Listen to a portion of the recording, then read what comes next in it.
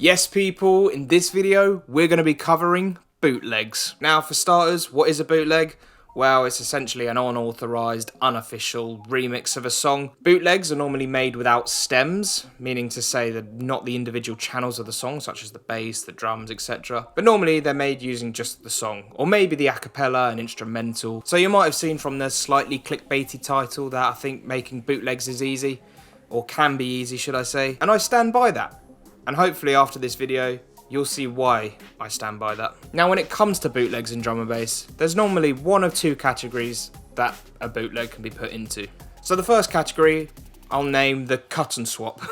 And what that means to say is the intro consists of the bootleg song where, you might have a little sing-along or, get people hyped up, and it then cuts or drops to something completely different, which doesn't really have much relevance to the original song or the song that's being bootlegged. And in essence, it sounds like it could be two songs put together. There is quite a lot of this in Jump Up, and that's not to say that these bootlegs are bad. They can be good. And then there's the second category, where the whole song sounds like one song.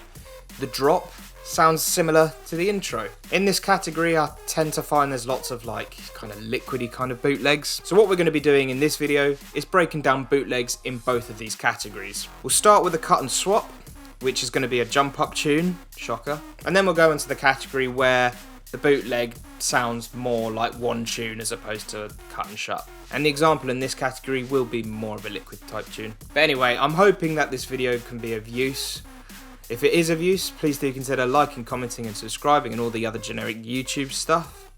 Anyway, enough of me waffling, let's get into some bootlegs. Anyway, let's start with this jump up bootleg. So the tune in question is Warm by Becky Hill. It's a bit of a cop-out bootleg anyway, because in this version here, it's practically 4 bars that are just looped throughout the intro. It's probably best if I just play it.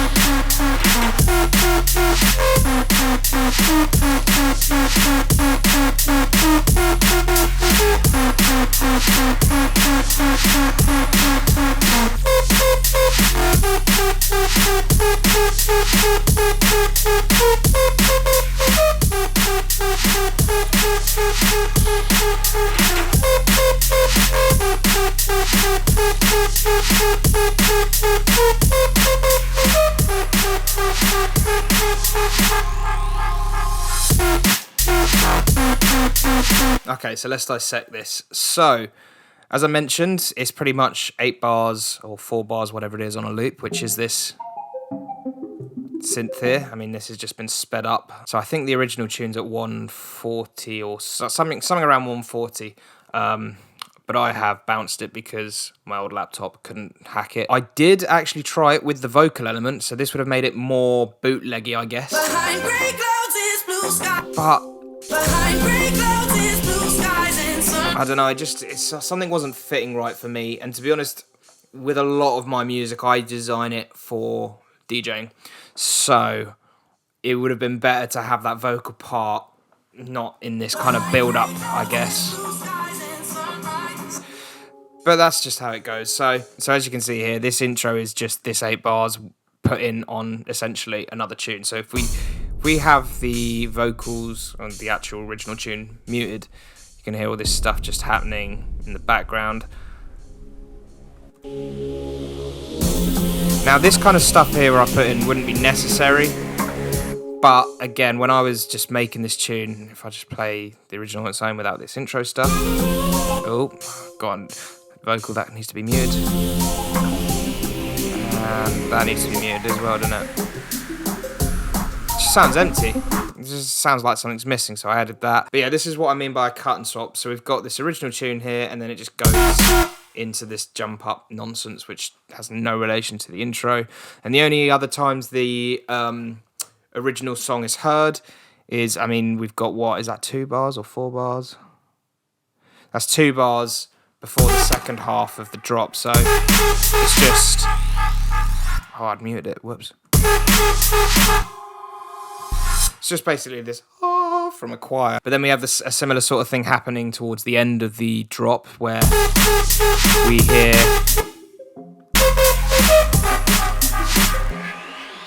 oh, that's a little combination of the like melody going into that choir. That vocal needs to go off. And then it's just loops. It's just, you know, generic jump up song. Cut, copy and paste. But yeah, I hope that all makes sense because, again, I feel like I haven't really said much, but I'm hoping what I have said makes sense. That's enough of the first category of the cut and swap, cut and shut, whatever it is. Now let's move on to the second category, where the bootleg actually sounds more like the original song in its entirety. Anyway, time for a change of clothes and a haircut. Okay, so I've got my bootleg project here.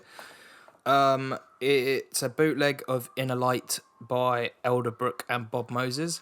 I believe this tune was in FIFA 22, which is where I discovered this tune. As you can see here, I've got this channel with the track. Actually, this is a group with the track. But anyway, so we've got the original track here. We've got the sub. And we've got these bass layers. So they could be connected to the sub, really, if we wanted. And then we've got the drums and the effects. I'll just quickly play a little bit of this tune.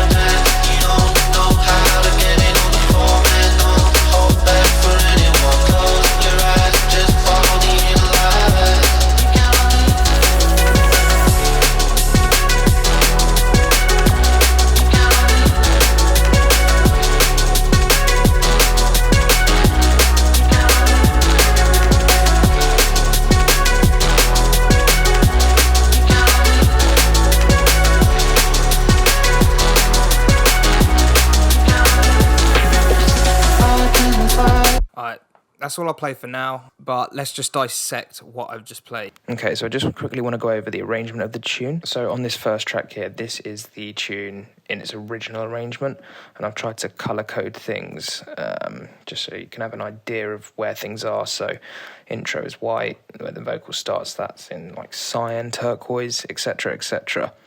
And the tune follows this sort of structure, and there's not too much repetition. I mean, you can see here the pre-choruses are the same and so are the choruses, but as a whole there's a lot of variety. And so what I want to do is just compare that to what the arrangement of this bootleg looks like. And as you can see here, so it's a lot longer for starters, but we've also got a lot more repetition. So this intro, for example, has been doubled. The vocals are quite samey, I suppose, although the drop slash chorus, it uses elements from the second drop chorus. So the additional vocals, for example, you can see the bridge that's doubled in length, and then there's parts of the bridge that I haven't even used because it didn't flow right. Outro's doubled, Even the second half of the second drop in the tune is just the first one doubled up in length. So yeah, that's just to give you a quick idea of how the arrangement of this bootleg compares to the original track. So if I was to turn off the master track, or the original song, whatever you want to call it, literally from the get-go, all I've added so far are some hats, purely for the mixing purposes as well, because the original song, literally, I mean, it should be worth pointing out, maybe go and listen to the original song. It's a lot slower. I think it's at 121. Yeah, 121 beats per minute. So that's got the piano. But yeah, all I've added so far, drums. After 16 bars, literally still some drums. There is a little bit of an effect going on. So got a riser slowly building up. And after 8 bars of the second 16 of that kind of intro period, we have this effects channel here. Now this is the effects channel from one of my jump up tunes, Sophisticated Apparatus, which is why it's called the Sophisticated Effects. So I guess if we broke that down individually, there'd be a lot more channels, because there's all sorts of like effect going on here throughout the drop, and then into the rebuild. When it comes to the drop, so if I mute the track again,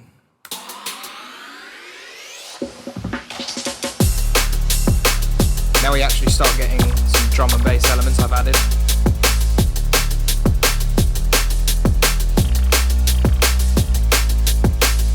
But the thing is, right, this, I mean, don't get me wrong, dance music is very repetitive. Drum and bass is no exception to that at all. If I show you the MIDI channels, it is literally repetition for most of the song. I mean, this vocal comes in here for this verse.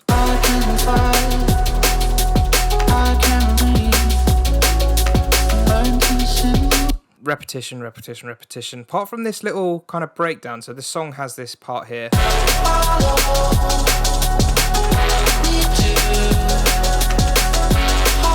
Whilst this all looks very repetitive here, you've got to remember there is actually a layer, which is a completed song in itself. So that's got interesting elements which are going to be carrying that song on the actual layers. So the sub is pretty self-explanatory.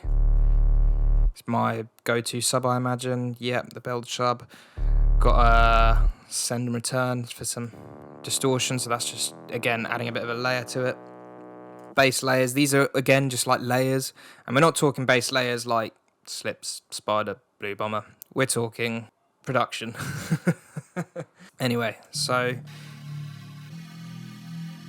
the layers here, we got a Reese, which has got a massive, it's got some width to it, but again, concentrating on the mids. This rather similar mid concentrate. I'm not going over the actual sounds too much because that's not the point of this video.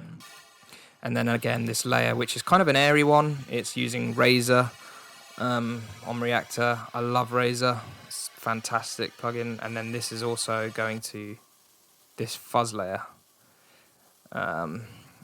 which again, I've covered this in one of my previous videos. The drums, so we've got a couple of like effect type drums. So in the intro, the build up, just this kind of drums with a filter, which is separate to the actual main layer, and then this Amen filter up. But the drums, I mean, just a bog standard drum and bass beat on loop. There's no variation, I don't think. But again, it didn't really need this, because if you listen to the original song, it's got a clap going, but the clap goes off beat and there's a bit of a ghost snare on occasion, so there's an example. So I mean, maybe if I slowed it down, there you go, you must have heard that. So that, when combined with the drums, I mean, it's doing that kind of rhythmic, interesting ghost snare type stuff without me needing to add anything. So yeah, the drums, very, very basic, rinse and repeat. And then the effects channel. So as I said, this is a bounce from one of my other tunes. So it's, by the looks of things, I mean, I don't even use the full thing by the looks of things. And I say that because, look, this is the thing dragged out. As you can see, I literally use from bar 9, which would be this part here. So again, I'm just rinsing and repeating, and it's quite simple, just a delayed cymbal, like a zappy type thing. There's nothing on this part here, and then we have the zap again, I think. No, we have a different one. Just these like one-shot filler effect type things. And then riser.